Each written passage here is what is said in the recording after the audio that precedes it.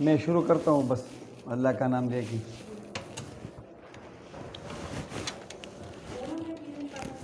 جی تھوڑا سا میڈم میں بیک گراؤنڈ بتا دوں اس کیس کا. وہ پیج نمبر جو ہے ان کا جو اپیل ہے، امتیاز نے جو اپیل کی ہے، تھوڑا آسان ہو جائے گا کیونکہ اس پہ پیجنگ بھی ہے میڈم. وہ پیج نمبر 59 پہ جو ہے میڈم، وہ دادرسی جو چیزیں ہمیں ملی ہے وہ ریلیف ہے.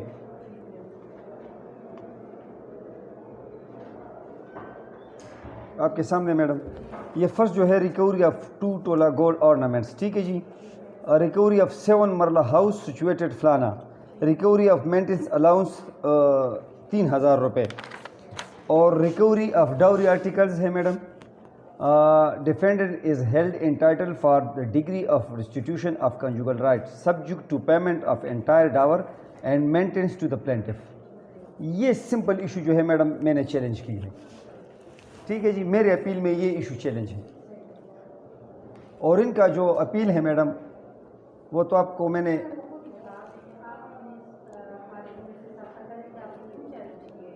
میں آتا ہوں میڈم اس پہ، لیکن مجھے تھوڑا سا میڈم ٹائم آپ دیں گی کیونکہ یہ میں اپنے پوائنٹس دے دیتا. انہوں نے اپیل کی تو میں پورے کیس پہ میڈم جو ہے آرگومنٹس وہ کوشش کروں گا کہ جو پوائنٹس ہے وہ آپ کو دے دوں. جی میڈم اسی پیج پہ میڈم جو امتیاز نے اپیل کی ہے، اسی کے پیج نمبر 9 پہ میرا دعویٰ لگا ہے میڈم.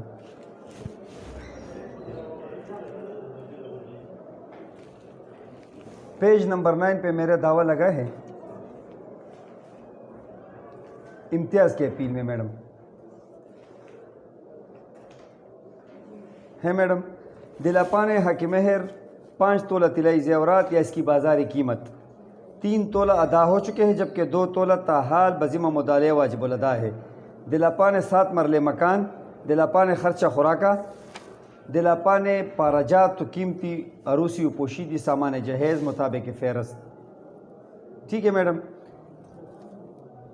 یہ پوری سٹوری ہے میڈم. یہ کہ مدعیہ کاکد نکاح بشریت محمدی 12/9/2014 بعوض حق مہر مبلغ 5000 روپے نقدی، 5 تولہ طلائی زیورات، 7 مرلے مکان، واقعہ محلہ فلانا، 5000 روپے ماہوار خرچہ بصورت ناچاکی سر انجام پائی. باقی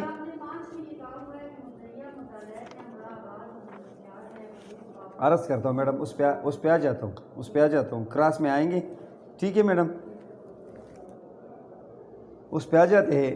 جو یہ فقرہ ہے میڈم 3 نمبر، یہ کہ مدعی ہمراہ مطالعہ بات ہو کر اپنی تمام تر فرائض سر انجام دیتی رہی. 1 ماہ قبل مطالعہ اپنے تشدد پسندانہ رویے کی وجہ سے ایک بار پھر سے مدعیہ کو شدید زد و کوب کیا اور گھر خود سے باہر نکالا، جس پر مدعیہ اپنے والدین کے گھر آباد ہوئی. اور بعد میں مدعلے اور مدعیہ کے مابین ایک جرگہ مرخہ 16/10/2016 بزیر جرگہ مشران اویس خان ولد حیات فلانا، رحمان گل ولد غنی گل ساکن فلانا ہوا، جس میں مذکورہ جرگہ مشران نے اپنی ضمانت پر مدعلے آئندہ کبھی بھی مدعیہ پر تشدد مار پیٹ نہیں کرے گا، پھر سے مدعیہ کو مدعلے کے ساتھ آباد کیا. ٹھیک ہے میڈم. یہ کہ اب مرخہ 17/10/2016 کو مدعلے نے مدعیہ کو ایک بار پھر سے جبر و تشدد کا نشانہ بنایا. ایک دن میرے ان کے ساتھ گزاری ہے میڈم. 16 کو میں جاتی ہوں بذریعہ جرگہ مشران اور 17 کو میرے ساتھ پھر سے جبر و تشدد شروع ہوتا ہے. تو میں کیا کرتی ہوں میڈم، اس بابت اطلاع دی، جس پر والدین مدعی نے جرگہ ممبران سے رابطہ کیا اور مذکورہ بالا جرگہ ممبران نے مدعیہ کو واپس اپنی ذمہ داری پر مدعلے کے گھر سے لے جا کر مدعیہ کو والدین کے گھر پر چھوڑ دیا اور کہا کہ اپنے کیے پر پشیمان ہے اور اس بار مدعیہ کے ساتھ زیادتی ہماری وجہ سے ہوئی. اور اس وقت سے مدعیہ اپنے والد کے گھر بامر مجبوری قسم پرسی کی زندگی گزار رہی ہیں اور مدعیہ کا جملہ خرچہ خوراکہ مدعیہ کے والدین برداشت کر رہی ہے. اور یہ دونوں فقراجات جو میں نے ریڈ آؤٹ کیے میڈم، یہ ان کے گواہان از اے DW پیش ہو کر وہ ایڈمٹ کر رہے ہیں. وہ میں بھی اس پہ آتا ہوں. ٹھیک ہے جی. میں نے جو ان کا کنجوگل رائٹس والا پلی چیلنج کیا ہے میڈم، تو یہ میں عرض کروں کہ میرے دعوے میں تنسیخی نکاح کی پلی نہ تھی. ٹھیک ہے میڈم. پیج نمبر، اسی پیج نمبر دعوے کے لاسٹ پہ پیج نمبر 12 جو ہے میڈم. ٹھیک ہے میڈم. یہ میں نے لکھا ہے، دادرسی ذرا پڑھ لیتے ہیں میڈم. لہٰذا استدعا ہے کہ بمنظوری دعویٰ حاضر ڈگری حسب متن عنوان دعویٰ بالا بحق مدعیہ برخلاف مدعلے جاری فرمانے کے احکامات بما خرچ و خرچہ فرمائے جائیں. یہ امپورٹنٹ ہے میڈم. نیز دیگر دادرسی جو کریں حالات و واقعات مقدمہ حاضہ کے روح سے کریں انصاف ہو عدالت حضور سے اضافی طور پر مرحبا فرمانے جانے کی استدعا ہے.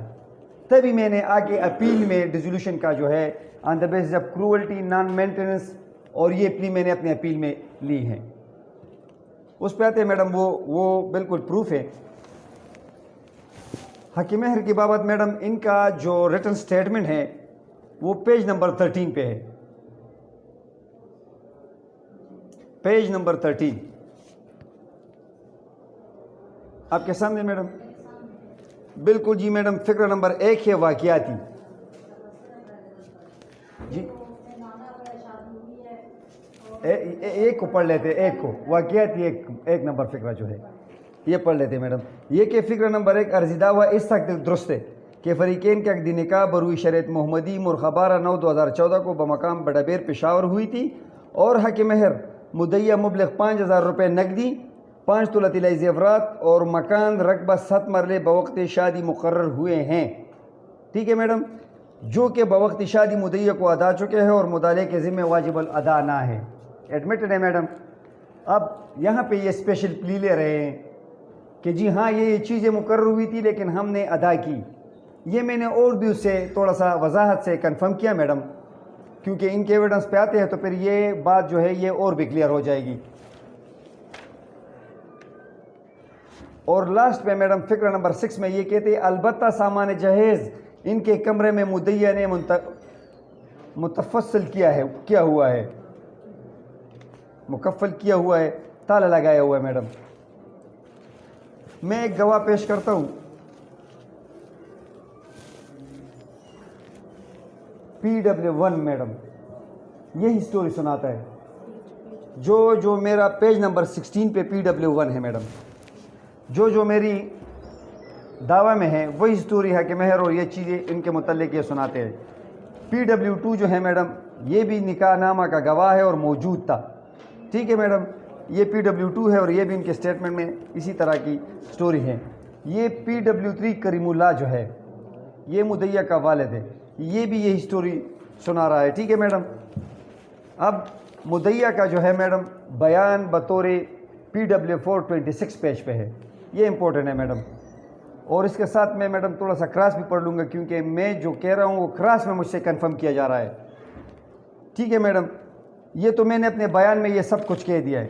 کراس پہ آتے ہیں میڈم, ان کی کراس پڑھ لیتے ہیں. میری عمر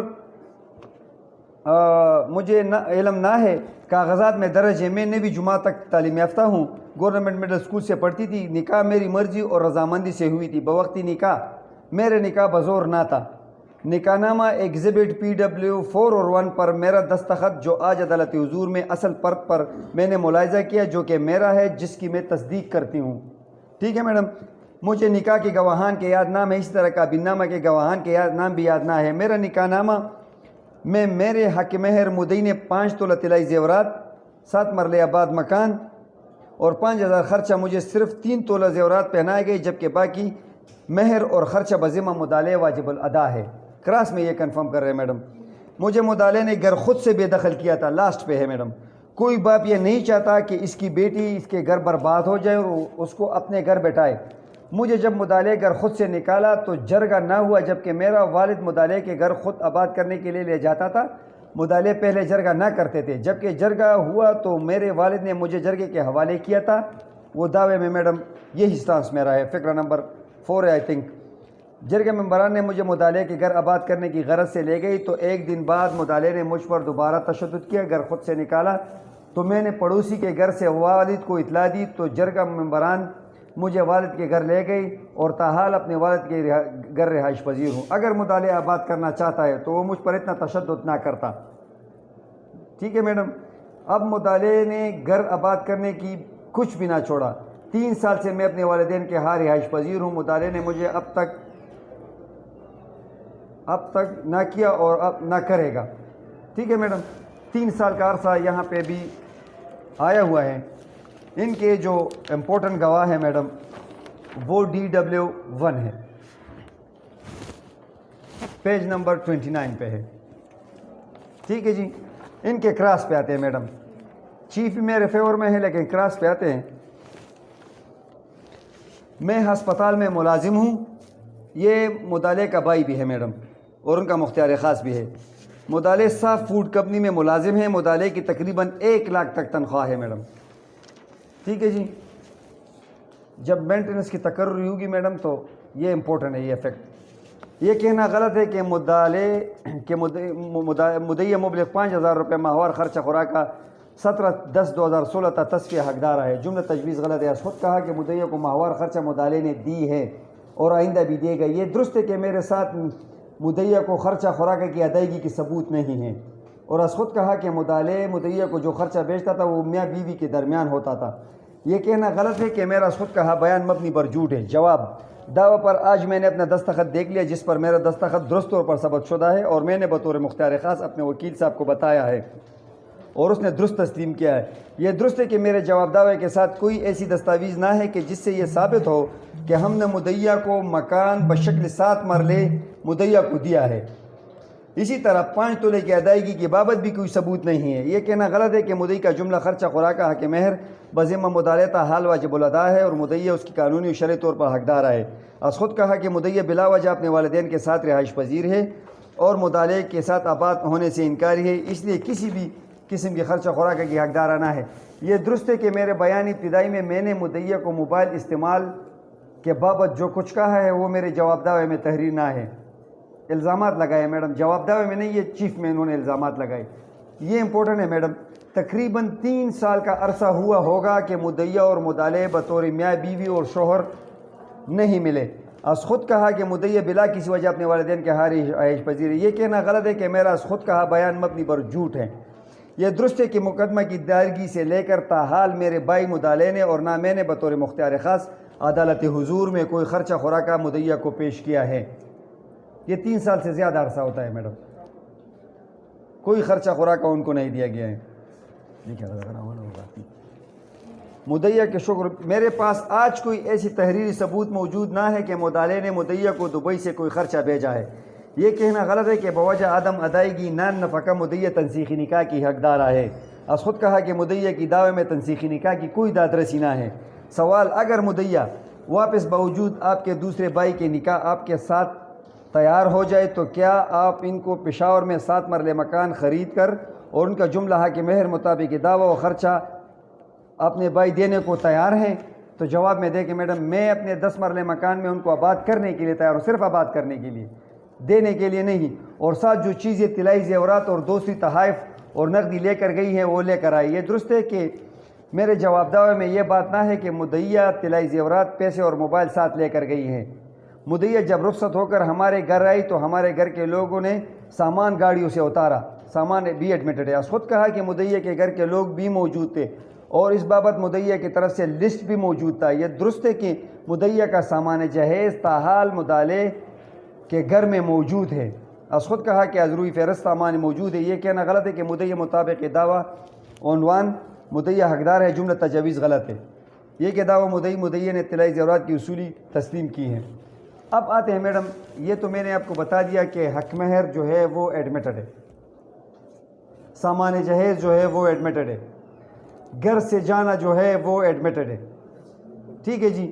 ان کے گواہان جو بطور DW2 اور 3 پیش ہوئے ہیں وہ ان کے جرگہ ممبران تھے جو میرے دعوے میں ان کے نام موجود ہے اور جو ذکر ہے وہ پیش ہوئے ہیں، اور انہوں نے وہی اسٹانس ریپیٹ کیا ہے اپنے چیف میں جو میرے دعوے میں ہے، حالانکہ یہ ڈیفینڈنٹ کی طرف سے پیش ہونے والے گواہان ہیں. اب آتے ہیں میڈم، میرا جو معمولی سا وہ ہے وہ صرف پھر سے اپنے دعوے کی طرف آتا ہوں کیونکہ میرے دعوے میں اگر تنسیخی نکاح کی پلی نہ ہے میڈم، ٹھیک ہے جی، تو یہ میں اپنی دادرسی ریفر کروں گا. یہ نیز دیگر دادرسی جو حالات و واقعات مقدمہ حاضہ کے روح سے کریں انصاف و عدالت حضور اضافی طور پر مرحمت فرمائے جائے. اسی سائٹ پہ آتا ہوں میڈم. میرا ڈیزولوشن کے لیے جو ہے میڈم ابھی سیکشن 2 ہے madam, the Dissolution of Muslim Marriage Act. ٹھیک ہے میڈم. ایک تو میڈم انہوں نے دوسری شادی بھی کی ہے، ٹھیک ہے جی، وہ بھی فائل پہ ہیں. اور جو سیکشن 2 سب سیکشن 2 ہے madam, the resolution of Muslim Marriage act, that the husband has neglected or has failed to provide for her maintenance for a period of 2 years. میں نے 3 سال تک ثابت کیا ہے, 3 سال سے اوپر ہے میڈم. ٹھیک ہے جی. سیکشن 2 سب سیکشن 8A ہے madam, that the husband treated her with cruelty, that is to say habitually assaults her or makes her life miserable by cruelty or conduct, even if such conduct does not amount to physical ill treatment. 2 چیزیں ہیں madam. کروولٹی جو ہے وہ ایک by physical act ہے اور ایک by conduct ہے.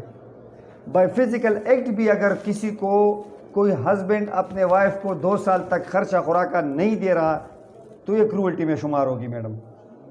اور میرا جو وہ ہے فائل پہ میں نے ان کا کنڈکٹ پروف کیا ہے, تو ایسی صورت میں میڈم میں اس کے ساتھ آباد ہونے کے لیے تیار نہیں ہوں اور ڈیزولیوشن جو ہے اس کی استدعا کرتا ہوں. Thank you madam. ایک ججمنٹ میڈم ریفر کرتا ہوں, اس میں یہ ضروری ہے 2010 سے CMR ہے, وہ پیج نمبر 984 ہے. کوڈ کو میں پرووائڈ کروں گا لیکن آپ لے کے میڈم ساتھ. اسی میں یہ لکھا ہے اگر کوئی دادرسی اسپیسیفکلی کلیم نہ کی گئی ہو تو کورٹ کے پاس اختیار ہے کہ وہ اس کو وہ ریلیف گرانٹ کرے. سپریم کورٹ کی ججمنٹ ہے میڈم 2010 سے